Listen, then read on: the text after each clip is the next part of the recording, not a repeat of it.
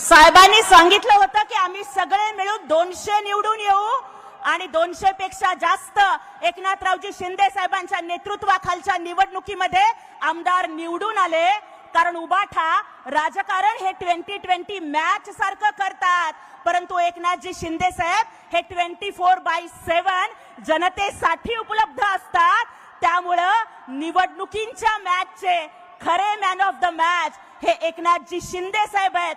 तरी सुद्धा पदापेक्षा सत्तापेक्षा हिंदुत्वाला आणि सेवेला महत्त्व देत त्यांनी त्याग केला, महायुतीसाठी समर्पण केलं आणि उपमुख्यमंत्री पद स्वीकारलं।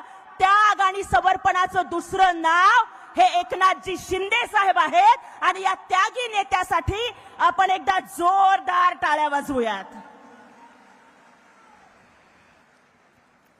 आज पूर्ण मुंबई में चर्चा चल रही है, पूरी मुंबई में दीवार पिक्चर चल रहा है और सब लोग बोल रहे हैं कि भाई भाई मिलेंगे या बिछड़ेंगे। मला आज या ठिकाणी एवढाच प्रश्न विचारायचा आहे की अरे बाबा, तुमच्या छोट्या भावानं तर नेहमीच मनाचा मोठेपणा दाखवला।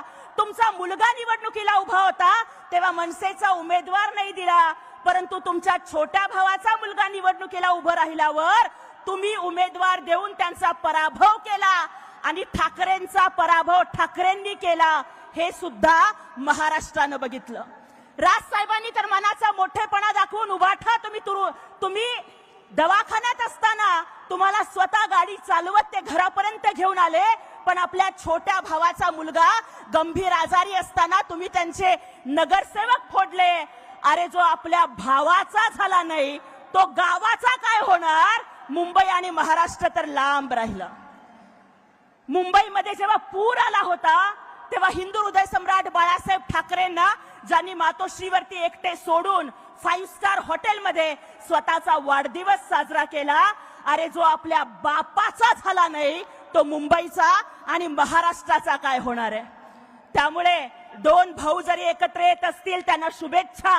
और जब ये भाई हमारे लाडले भाई से पूछेंगे कि हमारे पास ठाकरे आडनाव है, हमारे पास मातोश्री है, हमारे पास सहानुभूति है, हमारे पास गद्दार फिद्दार खंजीर अंजीर है, तुम्हारे पास क्या है? तेव्हा एकनाथजी शिंदे साहेब सांगतील ताठ मानेनं, मेरे पास लाडली बहीण है,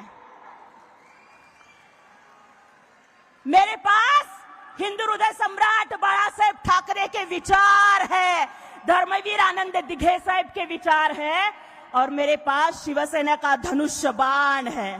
आणि म्हणूनच या संवेदनशील नेतृत्वासाठी आपल्याला उभं राहायचंय।